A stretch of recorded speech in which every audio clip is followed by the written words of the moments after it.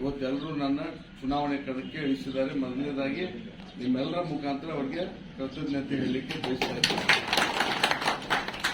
ಇವತ್ತು ನಮ್ಮ ಸರ್ಕಾರ ಬಂದ ಮೇಲೆ ಕರ್ನಾಟಕ ರಾಜ್ಯದಲ್ಲಿ ಒಂದು ಸಮಗ್ರ ಬದಲಾವಣೆ ಮಾಡಿರ್ತಕ್ಕಂಥ ತಾವೆಲ್ಲ ನೋಡಿದ್ದೀವಿ.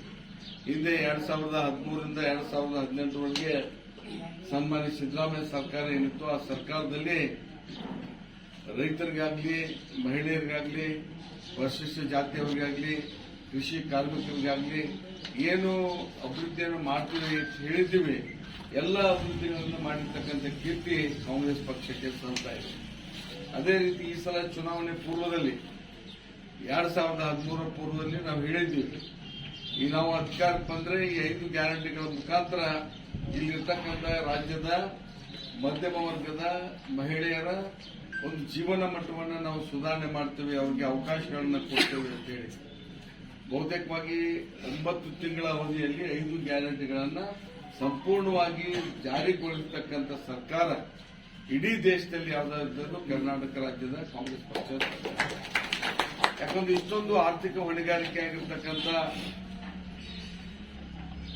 ದೊಡ್ಡ ಯೋಜನೆಗಳನ್ನ ಕಾರ್ಯಾಚರಣೆ ತರತಕ್ಕಂಥದ್ದು ಬಹಳ ಕಷ್ಟ.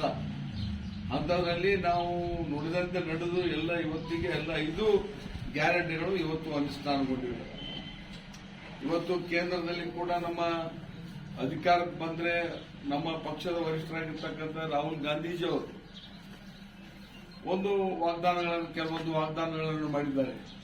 ಅದರಲ್ಲಿ ಕೃಷಿ ಕಾರ್ಮಿಕರಾಗಿರ್ಬೋದು, ಮಹಿಳೆಯರಿಗೆ ಒಂದು ಕುಟುಂಬಕ್ಕೆ ವರ್ಷಕ್ಕೆ 1 ಕೋಟಿ ರೂಪಾಯಿ, 1 ಲಕ್ಷ ರೂಪಾಯಿ ಕೊಡ್ತೇವೆ ಅಂತಕ್ಕಂಥ ವಾಗ್ದಾನವನ್ನು ಮಾಡಿದ್ದಾರೆ. ನಿರುದ್ಯೋಗಿಗಳಿಗೆ ಉದ್ಯೋಗ ಕೊಡ್ತೇವೆ ಅಂತಕ್ಕಂಥ ವಾಗ್ದಾನವನ್ನು ಮಾಡಿದ್ದಾರೆ. ಇವು ನಾವು ಸರ್ಕಾರ ಮತ್ತು ಪಕ್ಷ ಮಾಡಿರ್ತಕ್ಕಂಥ ವಾಗ್ದಾನ ಇದ್ರೆ ಇವತ್ತು ತಮಗೆಲ್ಲ ಗೊತ್ತಿದೆ, ಕಳೆದ 25 ವರ್ಷದಿಂದ ಸನ್ಮಾನ್ಯ ಜಿಂಜಿನಿಯವರು ಅದರ ಚಿಕ್ಕೋಡಿಯಿಂದ 2 ಸಲ ಮತ್ತು ಇಲ್ಲಿ ನಮ್ಮ ಜಿಲ್ಲೆಯಿಂದ 3 ಸಲ, ಒಟ್ಟು 5 ಸಲ ಲೋಕಸಭೆ ಪ್ರತಿನಿಧಿಸಿದ್ರು ಕೂಡ ಈ 25 ವರ್ಷದಲ್ಲಿ ಒಂದೇ ಒಂದು ಸಲ ಎದ್ದಿತ್ತು ಈ ಜಿಲ್ಲೆಯ ಬಗ್ಗೆ, ಅಭಿವೃದ್ಧಿ ಬಗ್ಗೆ ಪ್ರಶ್ನೆ ಕೇಳಿಲ್ಲ. ಒಂದೇ ಒಂದು ಪ್ರಶ್ನೆ ಕೇಳಕ್ಕೆ ಅವರಿಗೆ ಸಾಧ್ಯ ಇಲ್ಲ.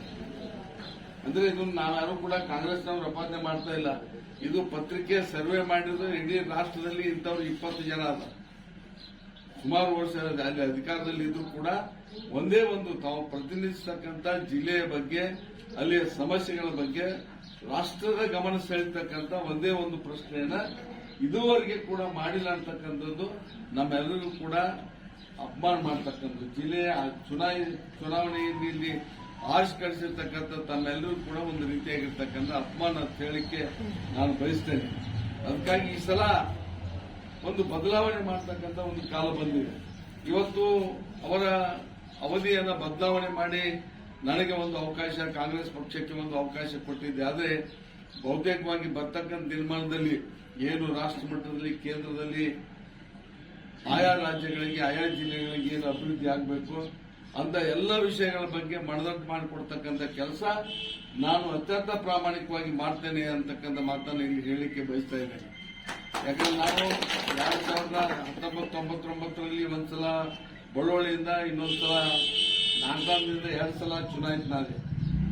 ನಾನು ಆರಿಸಿ ಬಂದ ಸಂದರ್ಭದಲ್ಲಿ ನಾನು ವಿಧಾನಸಭೆಯ ಎಲ್ಲ ಚರ್ಚೆಗಳಲ್ಲಿ ಕೂಡ ನಾನು ಭಾಗವಹಿಸಿದ್ದೇನೆ. ಏನು ಪ್ರಮುಖ ಚರ್ಚೆಗಳು ಏನು ನಡೀತಾ ಇದ್ದು ವಿಧಾನಸಭೆಯಲ್ಲಿ ಎಲ್ಲ ಚರ್ಚೆಗಳಲ್ಲಿ ಕೂಡ ಭಾಗವಹಿಸಿದಂತ ಅನುಭವ ನನಗಿದೆ. ಇವತ್ತು ತಾವು ಲೋಕಸಭೆಗೆ ನನ್ನನ್ನು ಚುನಾವಣೆ ಮೂಲಕ ಆರಿಸಿ ಕಳಿಸಿದ್ದೆ. ಆದರೆ ಬಹುತೇಕವಾಗಿ ನಿಮ್ಮೆಲ್ಲರ ವಿಶ್ವಾಸವನ್ನ, ಜಿಲ್ಲೆಯ ಜನರ ವಿಶ್ವಾಸವನ್ನು ಉಳಿಸಿಕೊಂಡು ನಾನು ನಡೆದಿದ್ದೇನೆ ಅಂತಕ್ಕಂಥ ಒಂದು ಮಾತನ್ನ ಹೇಳೋದ್ರ ಮುಖಾಂತರ ನಾಳೆ ಬರ್ತಕ್ಕಂಥ ಚುನಾವಣೆಯಲ್ಲಿ ನೀವು ನನಗೆ ತಮ್ಮ ಅಮೂಲ್ಯವಾಗಿರ್ತಕ್ಕಂಥ ಬಹುಮತದ ಬೆಂಬಲವನ್ನು ಕೊಟ್ಟು ಒಂದು ರಾಜಕೀಯ ಹೊಸ ಬದಲಾವಣೆಯನ್ನ ನೀವು ಮಾಡಿ ಹೊಸ ದಿಕ್ಕನ್ನು ತೋರಿಸಬೇಕಂತ ಹೇಳಿ ನಿಮ್ಮಲ್ಲಿ ಪ್ರಾರ್ಥನೆಯನ್ನು ಮಾಡಿ ನಾನು ಮಾತನ್ನು ಮುಗಿಸ್ತೇನೆ. ಜೈ ಭಾರತ್.